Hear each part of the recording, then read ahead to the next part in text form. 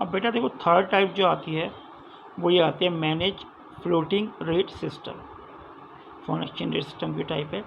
इसमें देखो क्या होता है, traditionally international money monetary economics force focused on the attention of the framework of the either fix और फ्लेक्सिबल एक्सचेंज रेट सिस्टम। तो नॉर्मली या तो फिक्स सिस्टम फॉलो करते हैं या फ्लेक्सिबल एक्सचेंज सिस्टम फॉलो करते हैं। With the end of the Brayton would system के एंड के बाद many country have adopt the method of manage floating exchange rate. तो कई बार अब वो मैनेज फ्लोटिंग एक्सचेंज रेट को भी फॉलो करते हैं। अब मैनेज फ्लोटिंग एक्सचेंज रेट होता क्या है वो देखते हैं। अब देखो जैसे नाम से क्लियर है, it refer to the system in which foreign exchange rate is determined by market force. ये वो सिस्टम है जिसमें फॉरेन एक्सचेंज का जो रेट होता है ना, स्टूडेंट वो डिटरमाइन करता है मार्केट फोर्स के थ्रू, जैसे फ्लेक्सिबल एक्सचेंज रेट में करता था। मार्केट फोर्स का मतलब वही डिमांड और सप्लाई पे डिपेंड करता है कि फॉरेन एक्सचेंज का रेट क्या होगा, किसी भी कंट्री का रेट हमारे रुपीज़ के कंपैरिजन में कितना होगा। लेकिन इसके साथ इसमें central bank influence the exchange rate. ये जो रेट फिक्स होता है इसको सेंट्रल बैंक इन्फ्लुएंस करता है through intervention in the foreign exchange market. Foreign exchange market में इंटरवेंशन करके, मतलब डिमांड सप्लाई के through foreign exchange rate fix होता है, लेकिन सेंट्रल बैंक जो होता है किसी कंट्री का वो इसमें इंटरवेंशन करके इसे कंट्रोल करने की कोशिश करता है, एक लिमिट तय करता है, उससे जो ज़्यादा बढ़ने देता है ना कम बढ़ने देता है। इसका अपना प्रोसेस होता है जो हम पढ़ेंगे। देखो इसमें क्या क्या है, it is the hybrid of fix exchange rate and flexible exchange rate system. मतलब ये फिक्स एक्सचेंज रेट सिस्टम और फ्लेक्सिबल एक्सचेंज सिस्टम का एडवांस टेक्नोलॉजी है, एडवांस सिस्टम है।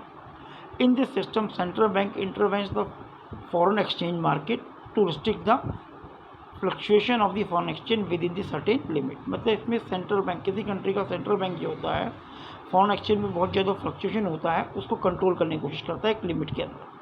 The aim to keep exchange rate close to desire target value.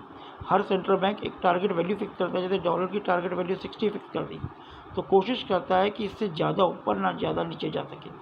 मतलब बहुत ही कम, rear हम कह सकते हैं 59.25 कह सकते हो आप, और 60.25 या 75 कह सकते हो, 60.25, इतना फ्लक्चुएशन को कंट्रोल करने की कोशिश करता है कि इससे ज़्यादा ऊपर जाए न कम। The central bank maintain the reserve. इसके लिए सेंट्रल बैंक रिजर्व मेंटेन करता है फॉरेन एक्सचेंज का to ensure the exchange rate within the target value. और it is also known as dirty floating, से डर्टी फ्लोटिंग भी कहते हैं।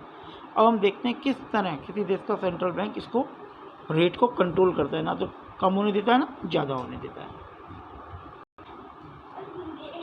अब देखो इसमें क्या होता है जो हमने पढ़ा था कि इसमें सेंट्रल बैंक किस तरह से इसको, देखो इसमें लिखा है suppose India has a manage floating rate system of and central bank, Indian central bank